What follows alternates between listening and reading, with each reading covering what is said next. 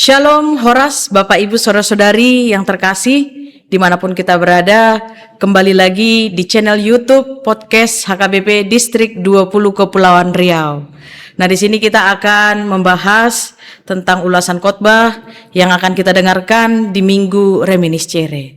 Baik, sebelum kita akan mendengarkan, mempelajari dan mengulasnya, kita di sini bersama dengan narasumber yang hebat, yang keren, yang pastinya distrik Kepulauan Riau pasti mengenalnya. Siapa lagi? Baik, kita persilakan seorang hamba Tuhan. Kami persilakan Bapak. Baik, terima kasih Horas.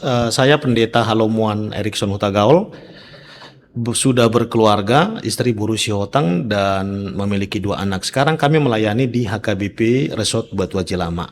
Demikian mungkin sedikit perkenalan dari saya. Terima kasih. Baik, terima kasih Bapak Pendeta yang sudah memperkenalkan diri. Sebelum kita akan mendengarkan pembahasan tentang teks di Minggu Reminiscere, sebelumnya kita berdoa. Terima kasih ya Allah Bapa yang memberikan sukacita kekuatan kepada kami, sehingga kami boleh melakukan setiap aktivitas dan kegiatan kami. Di sini kami Tuhan akan mendengarkan, mempelajari firman yang akan dibawakan oleh hamba-Mu di minggu yang akan datang. Kiranya Tuhan yang memberkati, memberikan hikmat, kebijaksanaan, dan kepintaran yang daripada Tuhan, agar kebenaran firman-Mu dapat tersampaikan kepada kami, umat-Mu, dan kami dapat melakukannya seturut dengan kehendak Tuhan. Kiranya Tuhan juga memberkati kegiatan kami. Kami serahkan hanya ke dalam tangan Tuhan. Biarlah Tuhan yang hadir di antara kami pada saat ini. Engkau yang bekerja dan memelihara dan menjagai kehidupan kami. Di dalam Kristus Yesus kami telah berdoa dan mengucap syukur hanya kepadamu. Amin. Baik Bapak Ibu Saudara-saudari yang terkasih dalam Kristus Yesus, kita akan membaca firman Tuhan yang menjadi evangelium di Minggu Reminiscere, yaitu yang tertulis di dalam kitab Injil Yohanes pasal yang ketiga, dimulai dari ayat yang pertama sampai dengan ayat yang ke-17. Demikianlah firman Tuhan. Adalah seorang Farisi yang bernama Nikodemus, seorang pemimpin agama Yahudi. Ia datang pada waktu malam kepada Yesus dan berkata, "Rabi, kami tahu bahwa engkau datang sebagai guru yang diutus Allah. Sebab tidak ada seorang pun yang datang mengadakan tanda-tanda yang engkau adakan itu, jika Allah tidak menyertainya." Yesus menjawab katanya, "Aku berkata kepadamu, sesungguhnya jika seorang tidak dilahirkan kembali, ia tidak dapat melihat kerajaan Allah." Kata Nikodemus kepadanya, "Bagaimanakah mungkin seorang dilahirkan kalau ia sudah tua? Dapatkah ia masuk kembali ke dalam rahim ibunya dan dilahirkan lagi?" Jawab Yesus, "Aku berkata kepadamu, sesungguhnya jika seorang tidak dilahirkan dari air dan roh, ia tidak dapat masuk ke dalam kerajaan Allah. Apa yang dilahirkan dari daging adalah daging, apa yang dilahirkan dari roh adalah roh. Janganlah engkau heran, karena aku berkata kepadamu, kamu harus dilahirkan kembali. Angin bertiup kemana ia mau, dan engkau mendengar bunyinya, tetapi engkau tidak tahu dari mana ia datang, atau kemana ia pergi. Demikianlah hal yang dengan tiap-tiap orang yang lahir dari roh." Nikodemus menjawab katanya, "Bagaimanakah mungkin hal itu terjadi?" Jawab Yesus, "Engkau adalah pengajar Israel, dan engkau tidak mengerti hal-hal itu? Aku berkata kepadamu, sesungguhnya kami berkata-kata tentang apa yang kami ketahui, dan kami bersaksi tentang apa yang kami lihat. Tetapi kamu tidak menerima kesesakan kami. Kamu tidak percaya waktu aku berkata-kata dengan kamu tentang hal-hal duniawi. Bagaimana kamu akan percaya kalau aku berkata-kata dengan kamu tentang hal-hal surgawi?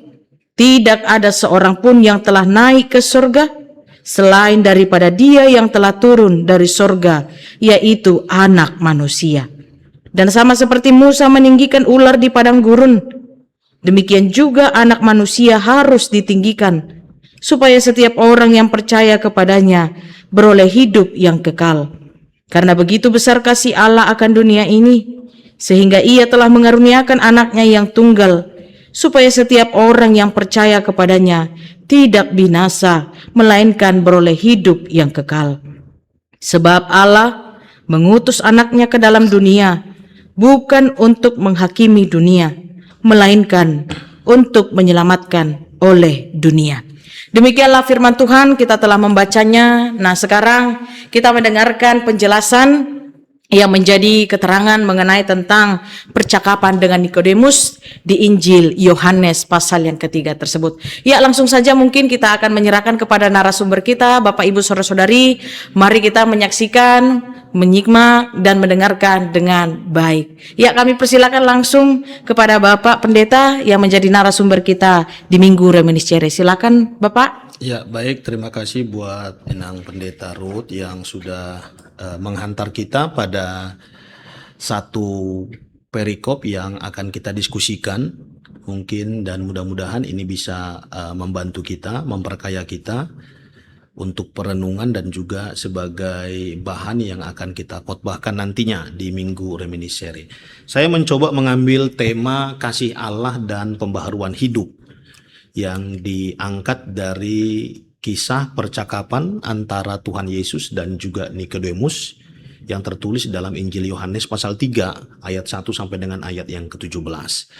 Nah, sebelum kita mulai memasuki penjelasan yang kita coba sesederhana mungkin tentang percakapan antara Tuhan Yesus dan juga Nikodemus, kita mencoba memulai dari satu kalimat yang begitu penting untuk kita renungkan bersama tentang pengenalan kita terhadap Tuhan. Bahwa pemahaman kita tentang Tuhan adalah sebatas apa yang Ia perkenalkan kepada kita. Karena memang dari sudut pandang kemanusiaan kita punya cara yang bermacam-macam untuk bisa menempatkan Tuhan dalam pengenalan kita masing-masing berdasarkan pengalaman rohani kita yang berbeda-beda tentunya.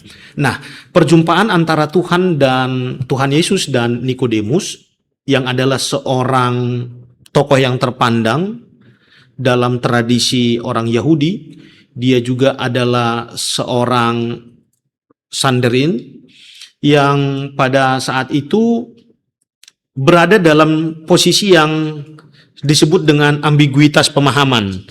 Di satu sisi dia begitu tertarik dengan pengajaran-pengajaran Yesus, tapi di sisi yang lain dia berada di dalam rasa ketakutan karena ketika dia dilihat oleh orang-orang di sekitarnya dekat dengan Yesus, maka sangat dimungkinkan orang-orang akan berbalik membenci dia. Nah, dari situ kita akan melihat bahwa percakapan ini dimulai dari sebuah situasi, yaitu ambiguitas yang sudah saya sebutkan tadi. Pertama kita akan lihat ambiguitas itu dari perjumpaan yang diinisiasi oleh Nikodemus sendiri, dan itu terjadi pada malam hari.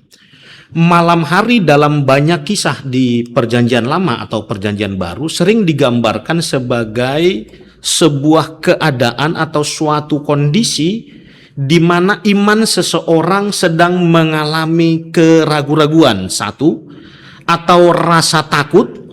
Yang ketiga, juga sering dipahami bahwa kondisi iman seseorang yang sedang berada dalam selubung kegelapan. Nah, Nikodemus berjumpa dengan Yesus di dalam selubung keraguan-raguan, dalam selubung kegelapan. Dia memulai percakapan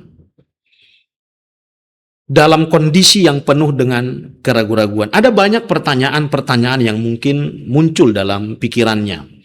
Lalu penulis Injil Yohanes menempatkan Nikodemus di dalam panggung, memposisikan dia sebagai orang yang memulai dialog dalam kondisi yang seperti yang sudah saya sebutkan tadi. Nah, Bapak Ibu Saudara-saudari yang terkasih, kedatangan Nikodemus dengan kondisi dalam keadaan malam menunjukkan kondisi dan kualitas keimanannya. Betul, dia adalah seorang pemimpin agama. Benar, dia adalah orang yang dihargai dan terpandang di tengah-tengah masyarakat Yahudi pada masa itu. Tetapi kemudian kita melihat dalam pemahaman dan pengertiannya tentang pengetahuan soal agama, ada justru hal-hal yang membuat dia akhirnya berjumpa dengan keraguan-raguan setelah dia melihat beberapa karya-karya Yesus yang justru membuat dia akhirnya mulai mempertanyakan keimanannya, mulai mempertanyakan apa yang sudah dia jalani selama ini. Oleh karena itu, maka malam itu tidak kemudian hanya digambarkan sebagai penjelasan tentang kronologi, tapi ada makna yang tersirat di sana bahwa malam adalah simbol di mana seseorang datang dalam kegelapan kemudian bergerak menuju sang terang, yaitu Yesus Kristus. Itu bisa kita perbandingkan dengan Injil Yohanes pasal 1 ayat yang kelima. Nikodemus memainkan perannya di panggung percakapan dengan Yesus, yaitu peran sebagai tokoh agama yang tertarik, dalam tanda kutip, tertarik dengan tanda-tanda yang diberikan oleh Yesus, mujizat-mujizat yang menjadi karya Yesus pada masa itu, dimulai dari perkawinan di Kana, kemudian ada beberapa hal lagi yang kemudian Tuhan lakukan, dan itu membuat ketertarikan itu berlipat ganda. Nah, yang uniknya adalah ketika ketertarikan berdampak pada keraguan-raguan. Ternyata kalau kita tertarik pada sesuatu, itu bisa membuat kita juga akhirnya menjadi ragu-ragu. Ragu-ragu terhadap apa? Ragu-ragu terhadap apa yang sudah saya miliki. Ketika ada hal yang baru yang begitu luar biasa, saya lihat, saya nikmati, kemudian sebenarnya saya sudah memiliki, lalu kemudian saya akan mulai terjatuh atau terjebak pada yang disebut dengan keraguan-raguan. Kenapa itu lebih baik? Kenapa itu lebih bagus? Dan lain sebagainya. Ada keraguan-raguan di sana. Ketertarikan terhadap tanda. Dan ini adalah ambiguitas yang kedua yang ditunjukkan dalam kisah antara Nikodemus dan Tuhan Yesus. Ambiguitas yang kedua ini adalah soal ketertarikan terhadap mukjizat. Nikodemus lebih dipengaruhi pada karya mukjizat yang Tuhan lakukan. Dia tidak memahami Yesus secara esensi. Dia tidak mencoba mengenal Yesus secara keilahiannya. Dia hanya melihat dan ingin mengenal Yesus dari dan berangkat dari tanda-tanda atau mujizat-mujizat yang dilakukan. Bapak Ibu, saudara-saudara, demikian juga dengan kehidupan orang percaya dari masa lampau sampai dengan masa kini. Kita sering terjebak pada ketertarikan terhadap hal-hal yang hebat yang pernah dan sedang Tuhan lakukan dalam kehidupan kita. Kita tidak tertarik pada pemberi berkat. Kita sering tertarik pada berkat. Kita tidak tertarik pada siapa yang menghadirkan mukjizat. Kita lebih tertarik pada mukjizatnya. Nah, inilah yang saya sebut tadi sebagai ambiguitas yang kedua dalam percakapan antara Nikodemus dan Tuhan Yesus. Dia adalah orang yang punya agama, beriman menurut sudut pandangnya, tetapi di sisi lain dia memiliki keraguan-raguan karena pengenalannya yang hanya dibatasi oleh ruang berpikir manusiawi dan ruang berpikir duniawi. Dan yang berikut yang mau kita lihat adalah pada bagian ayat yang ketiga sampai dengan ayat yang keenam, bahwa Tuhan Yesus berkata, apa yang dilahirkan dari daging adalah daging, dan apa yang dilahirkan dari roh adalah roh. Janganlah engkau heran, karena aku berkata kepadamu, kamu harus dilahirkan kembali. Kata dilahirkan kembali ini menjadi ambiguitas yang ketiga. Kenapa? Karena apa yang dipahami oleh Nikodemus tentang kelahiran kembali berbeda dari apa yang mau Tuhan Yesus katakan tentang kelahiran kembali. Kata yang dipakai dengan bahasa asli tentang kelahiran kembali adalah kata anoten. Anoten memiliki dua makna. Yang pertama, lahir kembali atau lahir dari atas. Mengapa saya kemudian menyebut ini sebagai ambiguitas? Karena menurut Nikodemus, lahir kembali yang Tuhan maksud adalah masuk kembali ke dalam rahim ibunya, yaitu kelahiran fisik berarti. Tetapi Yesus mau katakan bukan kelahiran fisik, tetapi yang paling penting adalah lahir kembali, yaitu ketika kehidupanmu sepenuhnya di bawah kuasa dan naungan Roh Kudus. roh yang berasal dari Tuhan, roh yang berasal dari Allah. Jadi lahir kembali bukan secara fisik, tapi lahir kembali adalah transformasi iman yang diperbaharui dalam rangka menyambut, menyongsong, dan juga mengharapkan yang lebih besar lagi dari Tuhan, yaitu berkat dan keselamatan. Bapak Ibu Saudara-saudari, kita sering diperhadapkan pada dua pemahaman ini. Kita sering berpikir bahwa yang kita lakukan secara fisik itu jauh lebih penting daripada yang kita lakukan secara makna. Ya, iman itu adalah soal bagaimana Anda memaknai Tuhan dalam kehidupanmu, bukan bagaimana kau melihat Tuhan dalam hidupmu. Nah, Nikodemus terjebak pada pemahaman itu, yaitu pemahaman bagaimana mungkin aku yang sudah tua ini dilahirkan kembali dari rahim ibuku.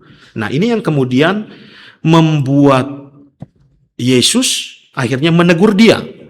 Sebagai seorang guru bagi orang Yahudi, orang yang terpandang menurut agama Yahudi, harusnya dia paham tentang apa itu keselamatan dan tentang apa dan bagaimana perubahan di dalam hidup bukanlah secara fisik. Tapi entah mengapa justru sekali lagi kita naik ke atas, ketertarikannya pada hal-hal yang bersifat duniawi tadi justru membuat dia terus diarahkan melihat itu dari sudut yang lebih sempit dan lebih dangkal.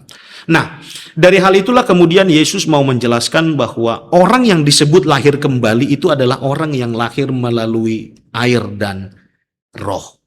Dia mau jelaskan dalam tradisi orang Yahudi, Yesus berusaha memakai pemahaman Nikodemus tentang agama Yahudi. Maka dia mengutip Yehezkiel pasal 36 ayat 25 dan ayat 27 tentang air, bahwa air dalam tradisi agama Yahudi itu berfungsi untuk mentahirkan, membersihkan, mensucikan. Lalu roh itu merujuk pada kelahiran yang baru secara iman. Nah, Yesus mencoba mengutip ini agar harapannya adalah Nikodemus bisa lebih mengerti tentang apa yang disebut dengan pandangan monergistik. Apa yang disebut dengan pandangan monergistik yaitu pandangan teologi Kristen yang menyatakan bahwa keselamatan adalah karya Allah dalam Roh Kudus sepenuhnya, tanpa ada kontribusi manusia.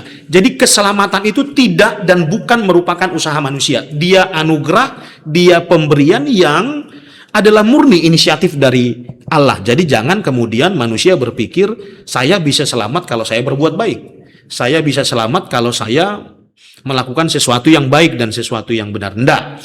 Anda diselamatkan, lalu responmu terhadap keselamatan adalah berbuat baik, itu baru betul.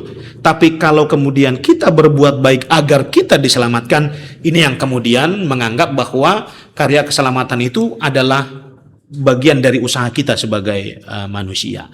Nah, kelahiran baru adalah gambaran dari kedaulatan Allah seperti angin yang bertiup, kata Tuhan Yesus. Kedaulatan, otoritas murni, bahwa manusia tidak mengendalikan roh, melainkan rohlah yang menuntun manusia melakukan apa yang menjadi kehendak Tuhan dalam hidupnya sebagai respon dari karya keselamatan yang Tuhan anugerahkan, yang Tuhan berikan, berkat yang sudah Tuhan anugerahkan dan Tuhan berikan. Lalu kita bisa lihat kembali ayat 9 dan ayat yang ke-10, bagaimana akhirnya Nikodemus masih tetap di dalam keraguan-raguan. Apa yang kita bisa lihat dari sana, bahwa ternyata kehidupan tentang hidup yang baru itu tergambar dari penyerahan diri yang penuh. Yesus menganalogikannya dengan peristiwa yang tertulis di dalam kitab Bilangan pasal 21 ayat 4 sampai dengan ayat yang ke-9. Dalam hal ini Yesus menggunakan tipologi yang terjadi pada peristiwa di mana bangsa Israel bersungut-sungut di padang gurun, lalu kemudian Allah memakai ular untuk menghukum bangsa Israel. Kemudian mereka berseru minta tolong, mereka berseru melalui Musa, lalu kemudian ular tembaga dibangun. Kemudian Tuhan berkata, barang siapa orang yang telah dipatuk oleh ular tersebut dan sekarat, kemudian dia menatap ke ular tembaga yang sudah dibuat, maka mereka akan hidup. Nah, tipologi seperti ini Tuhan Yesus gunakan untuk memudahkan Nikodemus sebenarnya mengerti arti keselamatan dan kelahiran baru tadi. Bahwa lahir baru dan diselamatkan adalah berarti menyerahkan diri sepenuhnya, berserah sepenuhnya. Dalam penderitaanmu, dalam pergumulanmu, bahkan dalam kelemahanmu karena dosa yang kau lakukan, hal yang paling penting ketika kita melihat karya Tuhan dalam karya keselamatan adalah memandang kepada Tuhan. Yesus mau menjelaskan tentang salib dan tentang penderitaan. Dia mau bilang dan dia mau bicara soal penderitaan yang harus dia jalani untuk pengampunan dosa-dosa dunia ini. Dia mau bicara tentang penderitaan yang harus dia tempuh untuk kemudian menjadi keselamatan bagi dunia.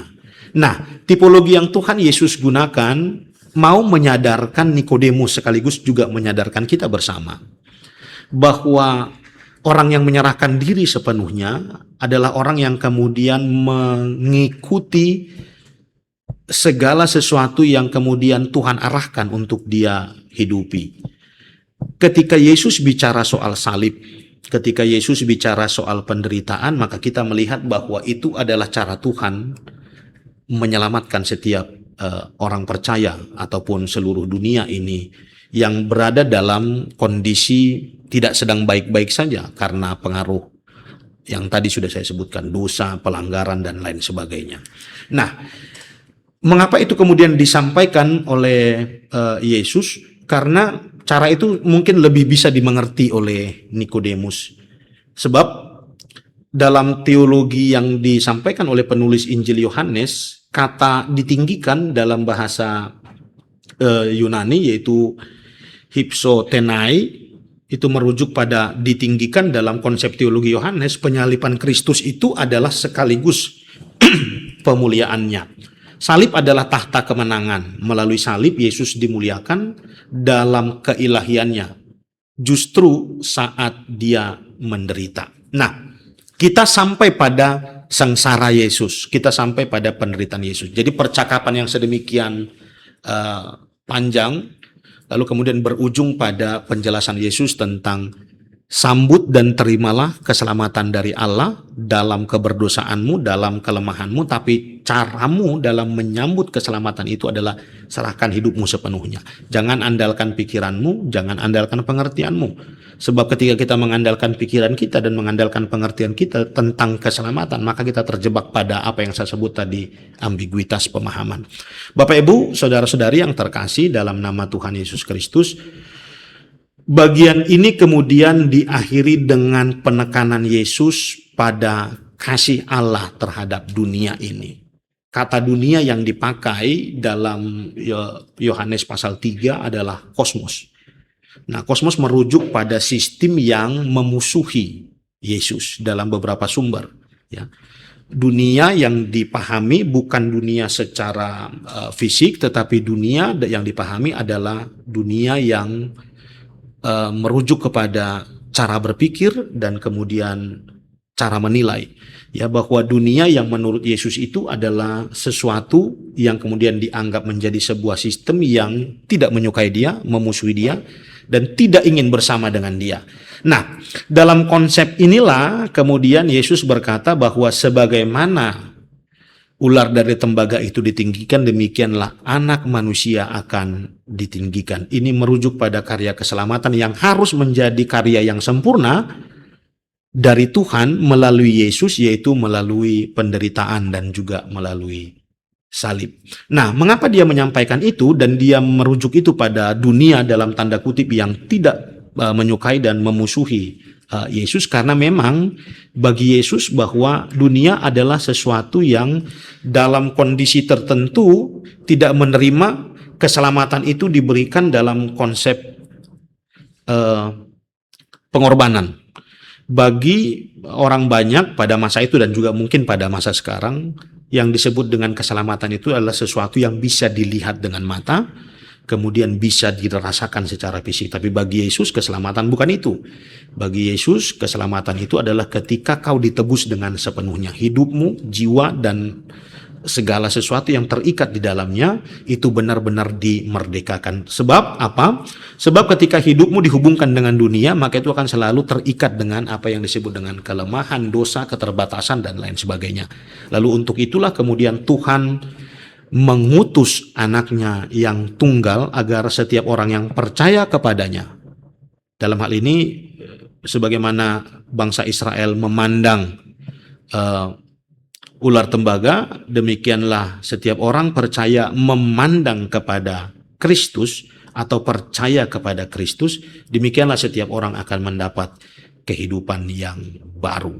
Bapak, Ibu, saudara-saudara, mungkin itu yang bisa saya coba jelaskan, bagaimana kemudian dalam hal ini, dalam percakapan dengan antara Nikodemus dengan Yesus, kita melihat bahwa Nikodemus berada dalam posisi sepertinya dia adalah murid karena dia menyebut Yesus dengan sebutan Rabi atau guru. Nah, tapi murid dalam konteks yang liminal. Liminal adalah murid yang berada dalam posisi yang berada dalam dua pemahaman. Satu pemahaman yang disampaikan tentang Yesus tentang keselamatan, lalu pemahaman yang kedua adalah pemahaman agama Yahudi yang selama ini dia pahami. Jadi dalam beberapa sumber Nikodemus sering disebut dengan murid liminal di hadapan Yesus, yaitu ditampilkan sebagai tokoh yang ambigu dalam hal posisi. Dia berada di antara iman dan keraguan-raguan.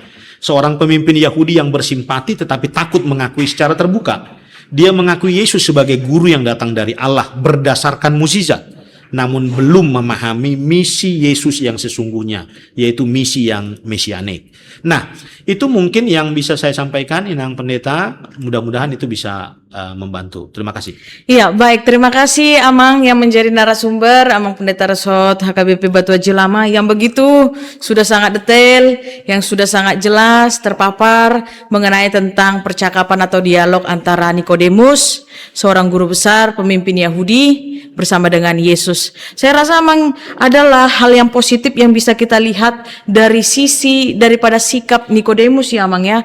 Karena saya dengar tadi dari penjelasan Amang, rasa keingintahuan daripada Nikodemus walaupun didasari dengan ambiguitas tadi, keraguan-raguan tadi, karena dia mengenal hanya tanda-tanda. Dan di sini kita mau melihat ada effort, ada usaha, ada rasa keingintahuan, walau sampai pada malam hari dia mencari tahu siapa itu Yesus dan mengetahui bagaimana itu tentang lahir baru kembali. Nah, ini mungkin Amang pembahasan yang begitu viral atau yang sering kita dengarkan, bagaimana sih konsep lahir kembali itu gitu kan. Nah, apalagi zaman sekarang Amang banyak pemikiran orang, apakah lahir kembali itu harus baptis ulang, baptis untuk kedua kali, sementara di gereja kita, di dalam dogma kita HKBP tidak ada lagi yang namanya konsep pembaptisan ulang seperti itu ya Mang Ina. Mungkin Amang bisa menyampaikan lebih detailnya bagaimana itu konsep lahir kembali. Mungkin banyak orang yang bagaimana sih, apa sih yang harus dilakukan dari sikap, karakter, tindakan, mungkin bisa Amang lebih ditekankan tentang mengenai lahir kembali. Iya, baik, terima kasih bahwa lahir kembali sebagaimana tadi yang ditanyakan oleh Inang Pendeta Ruth, lahir kembali itu adalah, pertama kita lihat dari sisi terminologi atau ungkapan, bahwa ungkapan ini memicu pada interpretasi tentunya. Apa sih lahir kembali? Kalau Yesus bilang lahir kembali itu harus lahir melalui air dan roh. Nah, tadi kita sudah jelaskan bahwa dalam pemahaman teologi Perjanjian Lama, air itu merujuk pada makna pembersihan, pengudusan, dan pentahiran. Lalu roh itu berarti makna tentang perubahan secara mendasar, baik dari hati dan iman yang bertransformasi tentunya. Nah, kalau dikatakan dia lahir kembali, sekali lagi ini bukan orientasi fisik, bahwa kemudian orang yang mau lahir kembali lalu kemudian harus dibaptiskan ulang agar secara fisik dia betul-betul mengalami apa yang disebut dengan lahir baru. Nah, enggak. Tetapi lahir kembali dalam konteks Injil Yohanes itu merujuk pada perubahan yang mendasar dari dalam diri.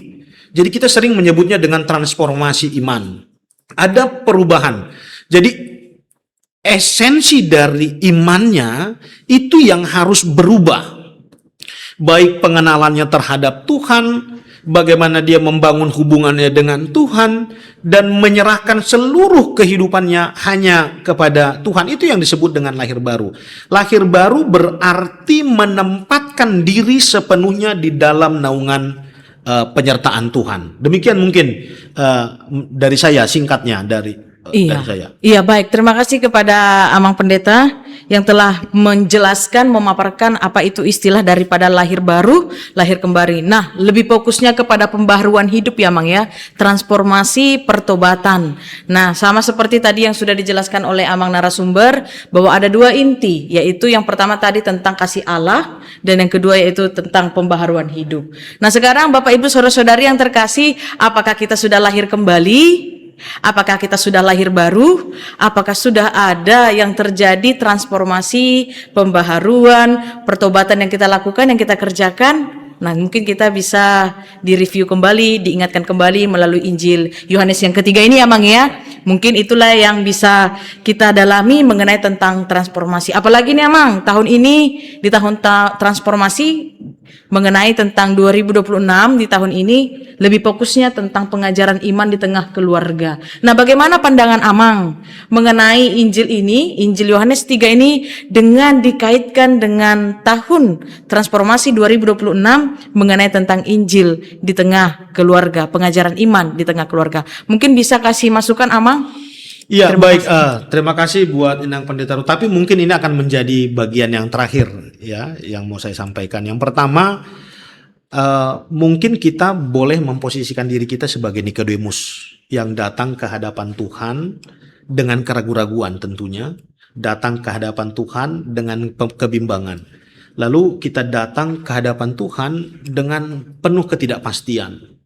Nah, itu yang kemudian kita bisa lihat dari teks ini, bahwa perjumpaan kita dengan Tuhan bisa saja itu lahir dari keraguan-raguan dan kebimbangan. Tetapi yang perlu kita ingat bahwa Tuhan memberikan penjelasan yang begitu matang tentang arti perjumpaan dengan Tuhan. Bahwa berjumpa dengan Tuhan itu adalah berarti menyerahkan diri sepenuhnya. Satu. Yang kedua, kita perlu mengingat bahwa apa yang disebut lahir baru yang Tuhan rindukan bukanlah kelahiran fisik, tetapi transformasi iman yang diperbaharui.